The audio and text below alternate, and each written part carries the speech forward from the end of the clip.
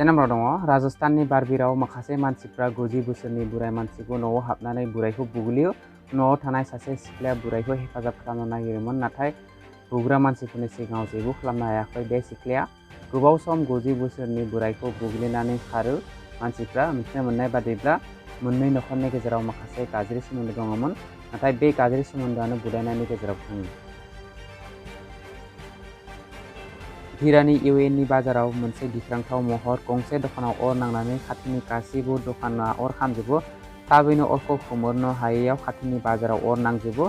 खाथियाव थानाय जायगाखौ गोसोम उखुन्दैआ खोमसि खालामो आरो गिदिर सोदोब होयो। अरखौ खामनाय नुनानै ट्राफिकखौ बन्द खालामनाय जायो। ओमफ्राय 3 नाम्बाराव दङ राजस्थानाव जोमै बायदि गुजु जानानै फैयो बारहुंखाया। हरखाब फैनाय बे बारहुंखाया गासै राजस्थानखौ गिख्रांथाव सोमजिहोयो। बे बारहुंखाया लासै लासै खाथिनि सहरखौ खोबजोबो, दसे उनाव माखासे ओनसोलखौ गोजा खालामजोबो। फ्रान्सनि अरनबारियाव अर खामदों। साननै सिगाङाव खामदोंमोन बे अरा। अरखौ खामनाय नुनानै 1200 दंगलफोरखौ बख'नानै होयो अर खोमोरनो थाखाय, नाथाय साननै बारनायनि उनावबो खोमोरनो हायाखैमोन बे अरखौ। फ्रान्सनि बे अर खामनाया गोबां खथि खालामदों।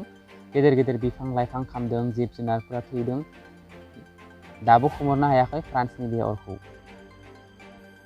लोगोफोर भिडिअखौ नायनानै मोजां मोनदोंबा लाइक साबस्क्राइब खालामब्लानो जाबाय, जाहाथे आंनि गोदान भिडिअ नोंसोर थाबैनो मोनहैयो। गोजोन्थों।